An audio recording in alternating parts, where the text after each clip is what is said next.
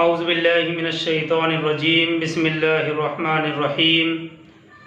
سورہ اعراف آیت 18 اللہ تعالیٰ فرماتے ہیں قال اخرج منها مذءوما مدحورا لمن تبعك منهم لأملأن جہنم منکم اجمعین۔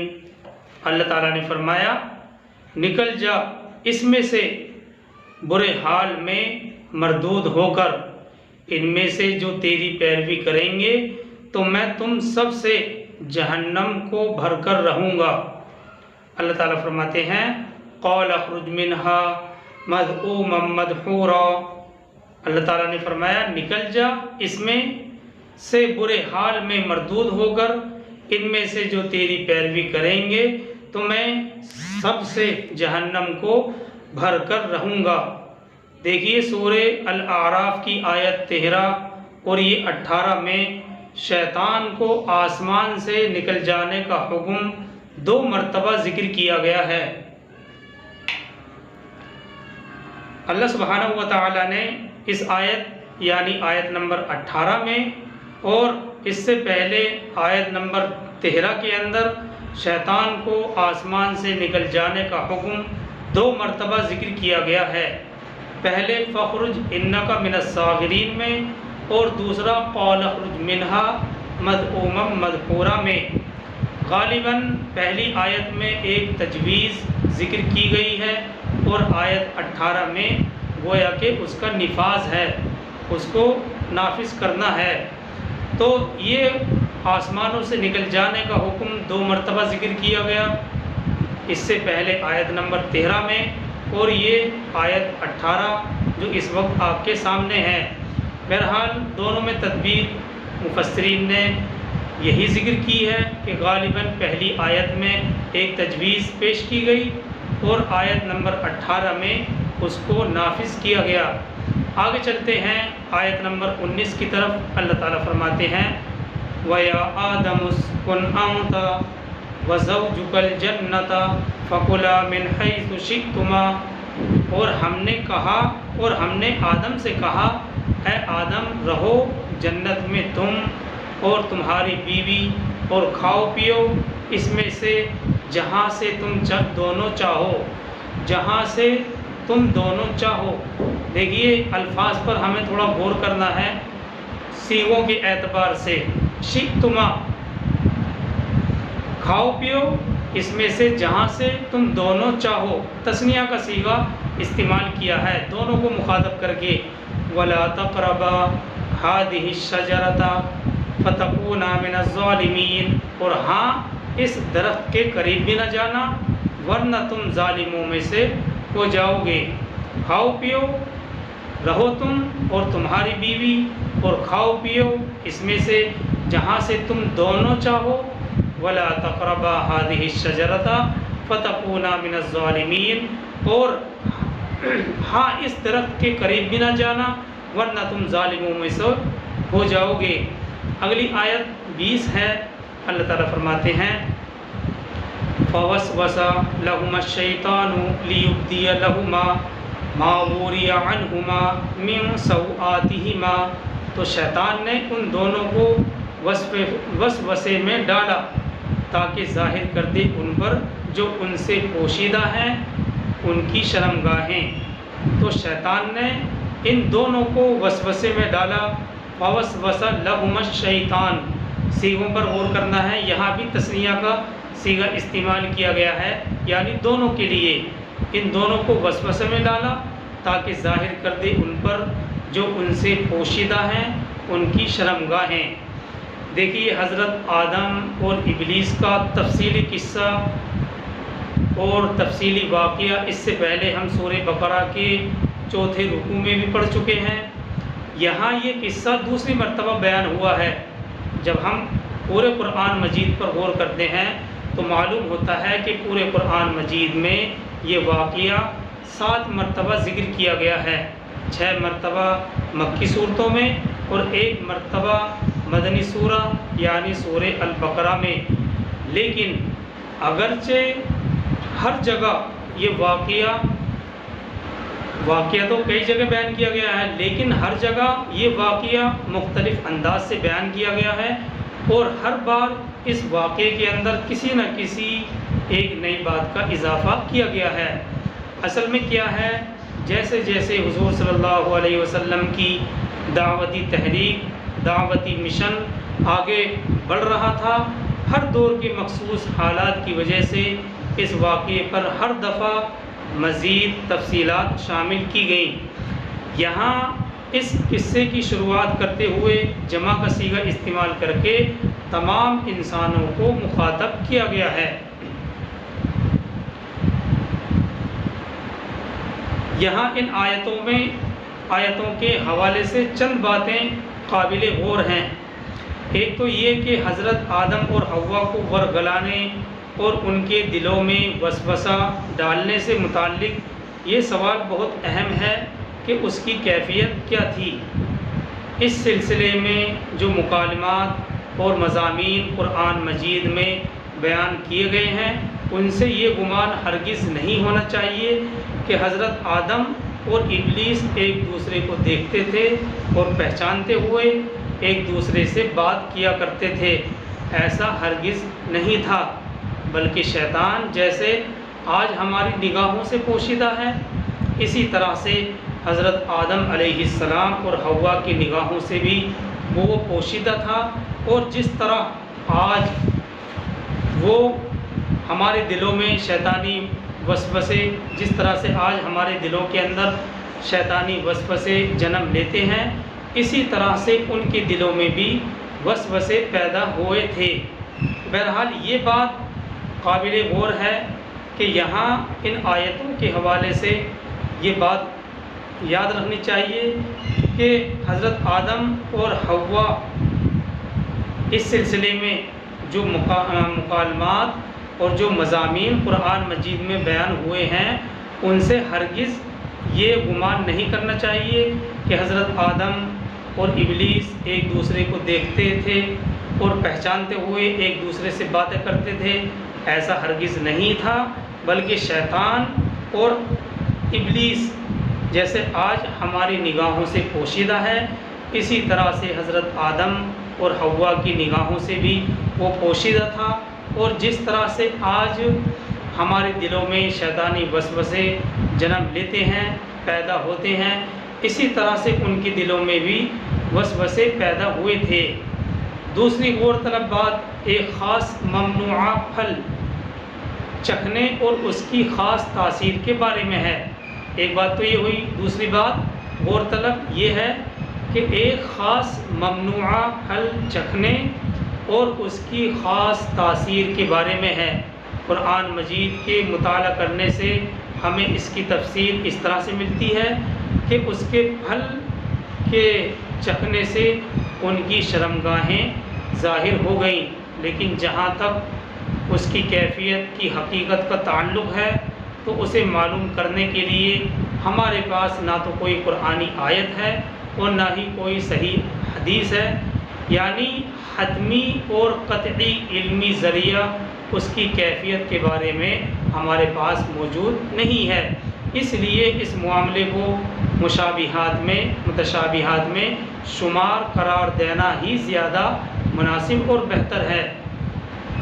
قرآن مجید میں جب ہم غور کرتے ہیں تو معلوم ہوتا ہے کہ اس کی تفسیر اس طرح سے ملتی ہے کہ پھل کے چکھنے اور ان کے پھل کے چکھنے سے ان کی شرمگاہیں ظاہر ہو گئیں، لیکن جہاں تک اس کی کیفیت اور حقیقت کا تعلق ہے تو اسے معلوم کرنے کے لیے ہمارے پاس نہ تو کوئی قرآنی آیت ہے اور نہ ہی کوئی صحیح حدیث ہے، یعنی حتمی اور قطعی علمی ذریعہ اس کی کیفیت اور حقیقت کے بارے میں ہمارے پاس نہیں ہے۔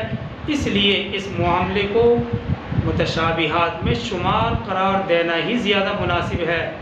البتہ اس بارے میں مختلف مفسرین نے قیاس آرائیاں کی ہیں، لیکن اس ضمن میں اصل بات یہی ہے کہ یہ معاملہ متشابہات میں سے ہے، اور ٹھوس علمی معلومات کے بغیر اس بارے میں کوئی قطعی اور حقیقی رائے قائم کرنے کی کوشش نہیں کرنی چاہیے، چاہے کہ وہ درخت کون سا تھا اور اس کے چکھنے کی اصل حقیقت اور کیفیت کیا تھی، اس کے بارے میں خواہ مخواہ کی بحث میں پڑھنے سے کوئی فائدہ نہیں ہے، کیونکہ اس سلسلے میں ہمارے پاس نہ تو کوئی قرآنی آیت ہے اور نہ ہی کوئی صحیح حدیث ہے۔ اور آگے اسی آیت نمبر 20 میں ہے، اللہ تعالیٰ فرماتے ہیں وَقَالَ مَا نَهَاكُمَا رَبُّكُمَا عَنْ هَٰذِهِ الشَّجَرَةِ، اور اس نے کہا یعنی وسوسہ ڈالتے ہوئے نہیں روکا ہے آپ دونوں کو آپ کے رب نے اس درخت سے، مگر اس لیے کہ کہیں آپ فرشتے نہ بن جائیں یا کہیں ہمیشہ ہمیشہ رہنے والے نہ بن جائیں۔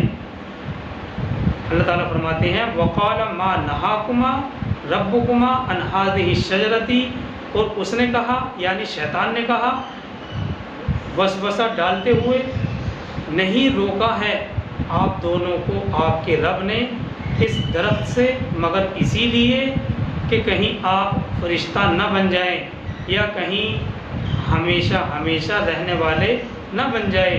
إِلَّا أَن تَكُونَا مَلَكَيْنِ أَوْ تَكُونَا مِنَ الْخَالِدِينَ کے الفاظ ہیں کہ کہیں آپ فرشتہ نہ بن جائیں یا کہیں آپ ہمیشہ رہنے والے نہ بن جائیں۔ دیکھیے یہ بات تو ظاہر ہے کہ فرشتوں کو آدم کے سامنے جھکایا گیا تھا، تو اس کے بعد آپ کے لیے فرشتہ بن جانا یہ تو کوئی بڑی بات نہیں تھی، لیکن بعض اوقات ایسا بھی ہوتا ہے کہ انسان کو نسیان ہو جاتا ہے، انسان اپنی اصل حقیقت اصل مقام کو بھول جاتا ہے۔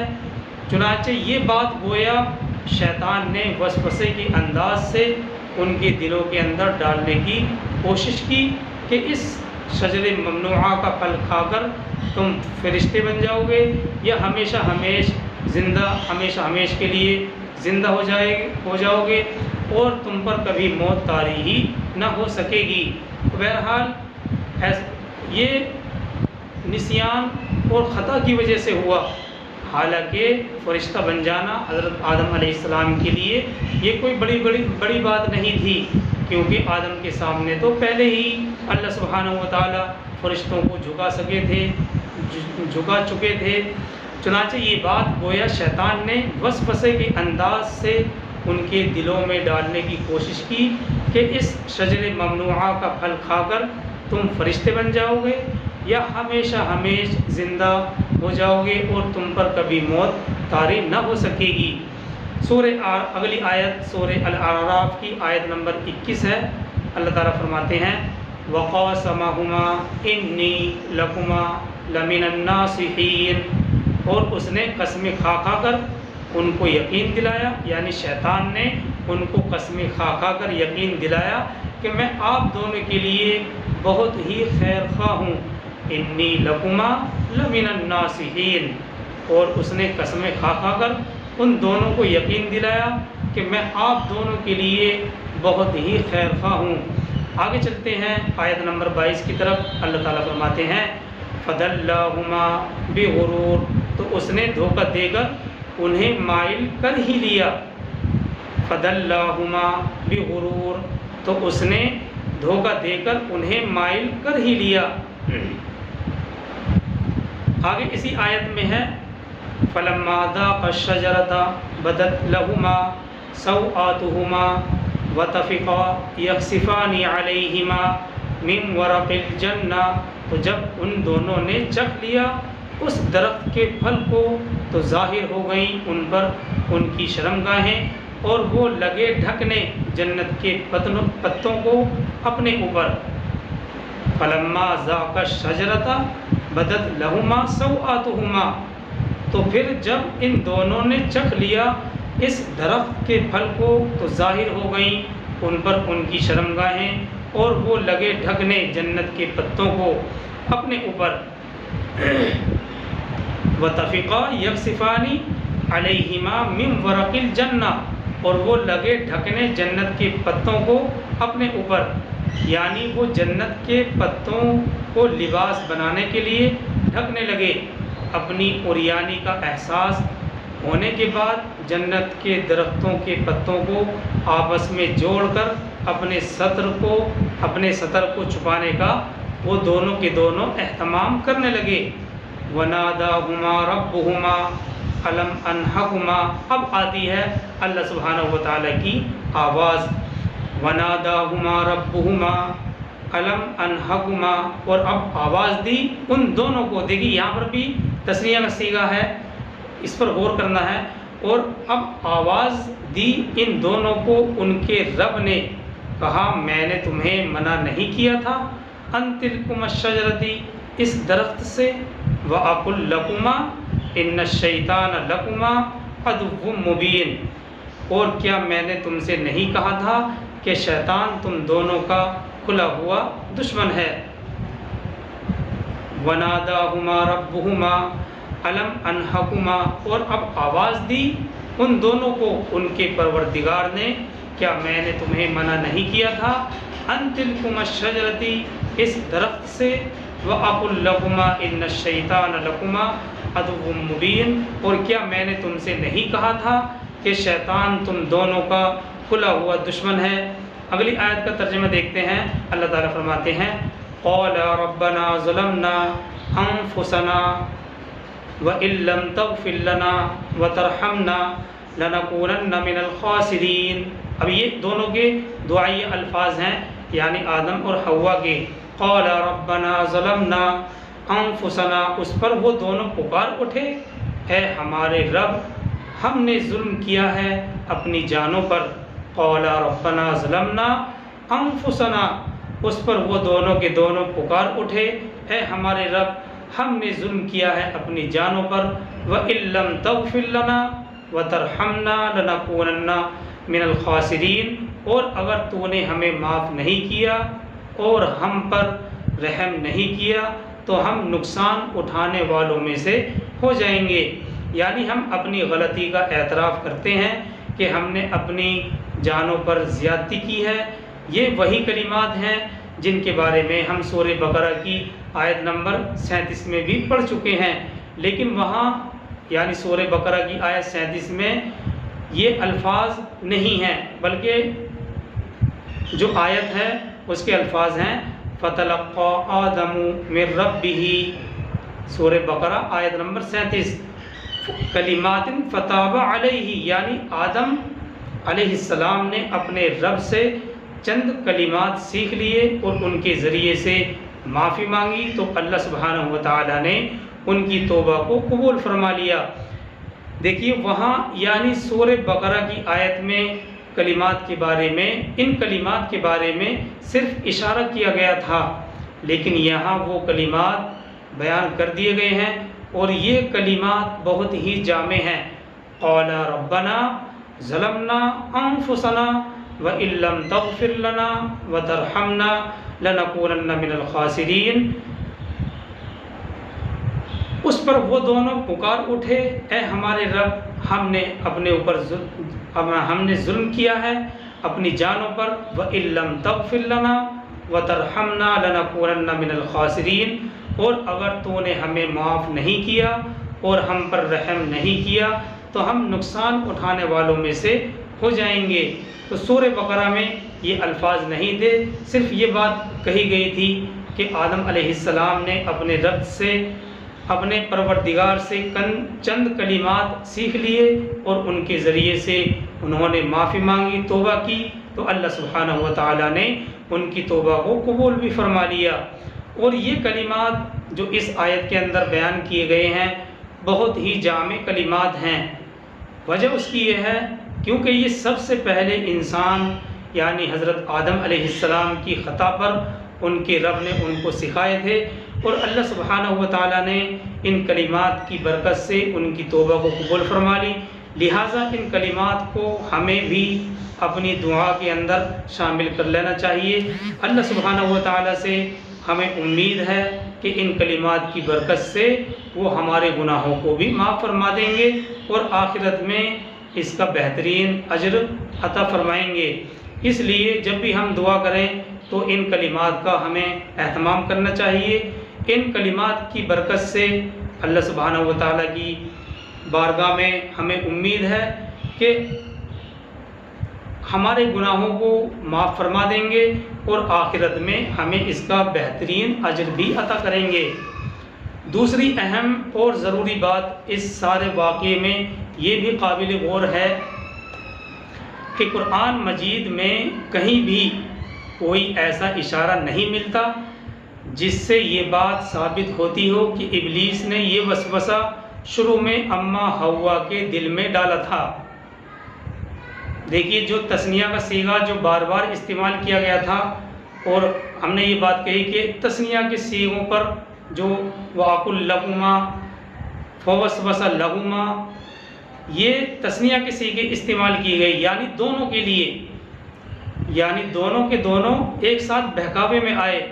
اس سارے واقعے میں یہی بات قابل غور ہے کہ قرآن مجید میں کہیں بھی کوئی ایسا اشارہ، کوئی ایسی آیت نہیں ملتی ہے جس سے یہ بات ثابت ہوتی ہو کہ ابلیس نے یہ وسوسہ شروع میں اماں حوا کے دل میں ڈالا تھا۔